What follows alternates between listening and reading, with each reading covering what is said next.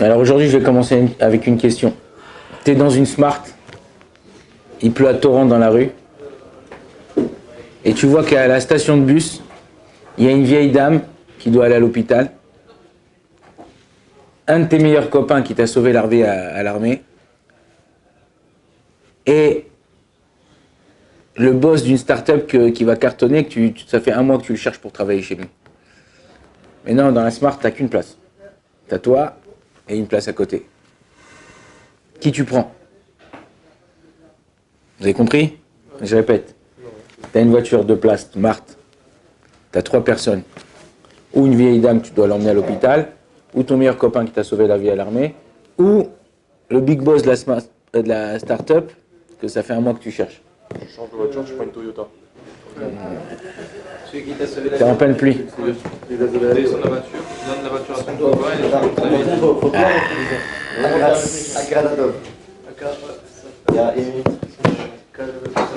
et Alors, vous avez entendu ce qu'il a dit? Il a dit, tu descends de la voiture, tu donnes la clé de la voiture à ton meilleur ami qui t'a sauvé la vie, il fait monter la vieille dame, il l'a déposée à l'hôpital, et toi, tu montes dans le bus avec le patron de la start-up.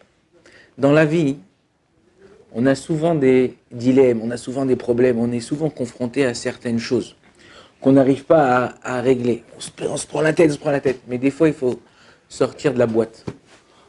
Ok? Il ne faut pas rester bloqué.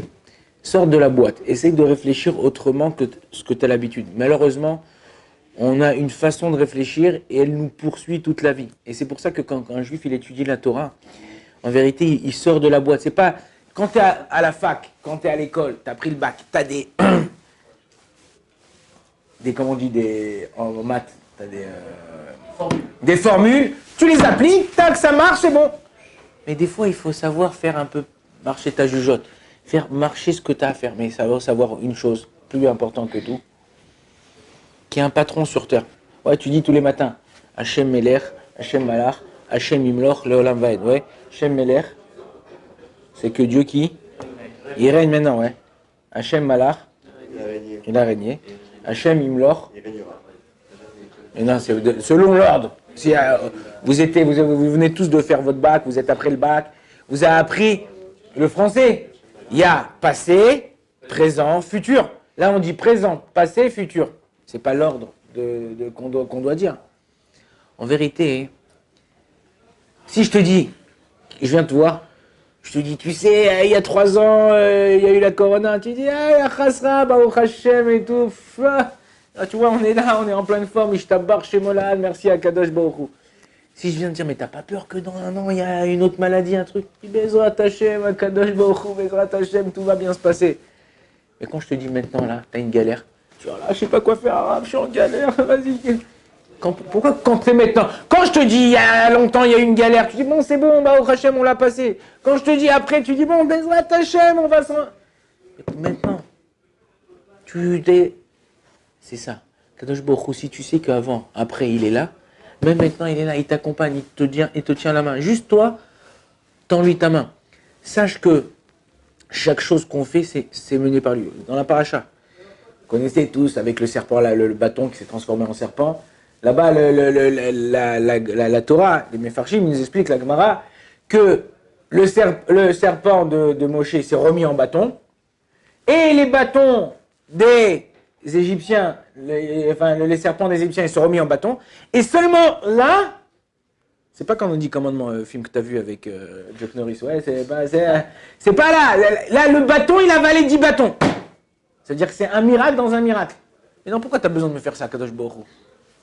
Je sais pas, pourquoi tu m'as fait mon bâton en serpent? Mon serpent, il redevient en bâton, le bâton, il avale les bâtons des bâtons des autres. Pourquoi tu me fais ça? Pour savoir. Tout dans la vie est un bâton. Tout est un bâton. Quand souvent on dit, la Gemara elle rapporte comme ça, on dit quand un chien il se fait frapper par un bâton, en général, qu'est-ce qu'il fait? Il mord le bâton. Au lieu de mordre la personne qui attrape le bâton. Mais des fois, c'est ce qu'on fait nous-mêmes.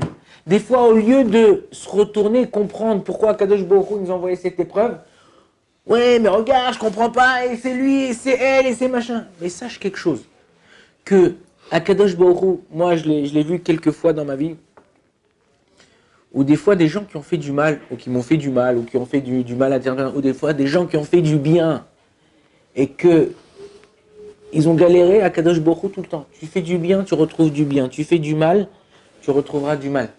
Ça sert à rien de toi de faire la loi.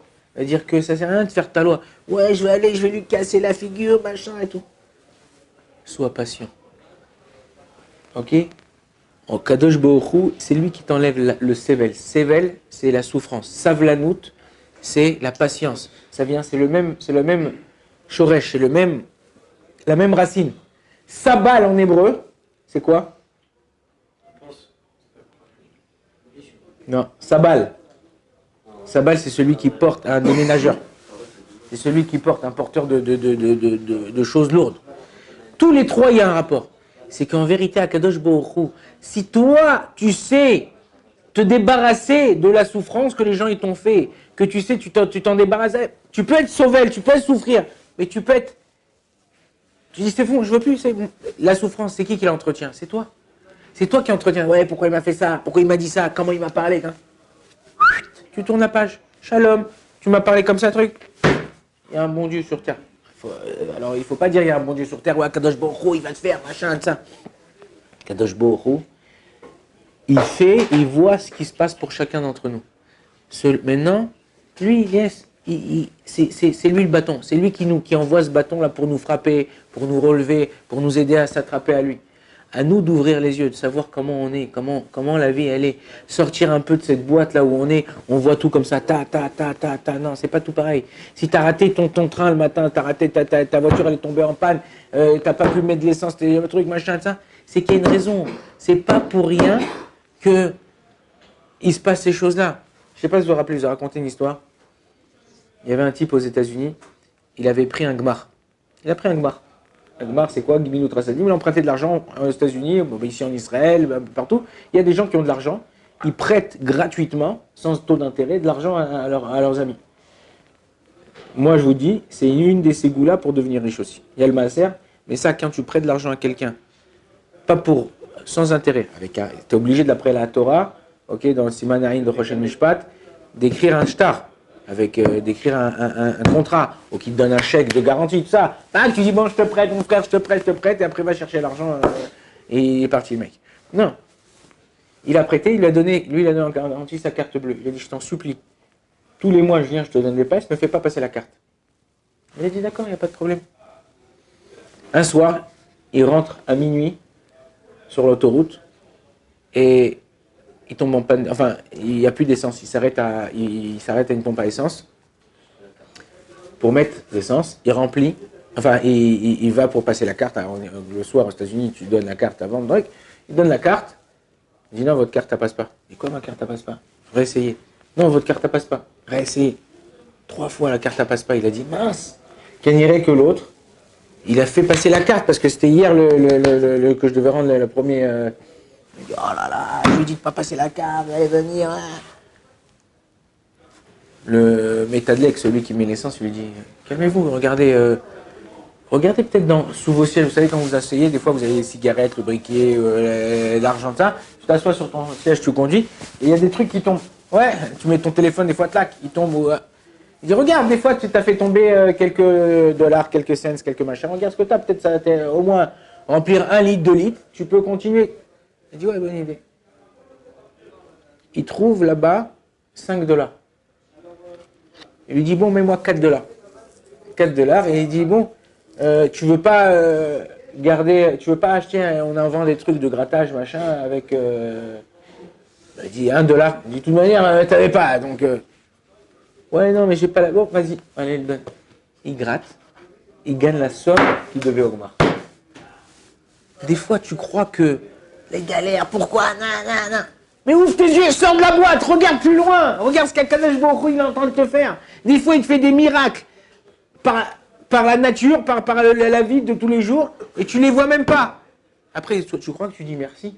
Tu crois que tu dis merci? Il faut savoir remercier Akadosh Baruch Hu. Si tu veux un autre miracle, dis merci. Un autre miracle. Mais si tu te plains, tu te plains pour rien. Ben, je vais te donner une autre chose pour vraiment pourquoi tu vas te plaindre. Bon, Adonai, l'olam, amen, amen.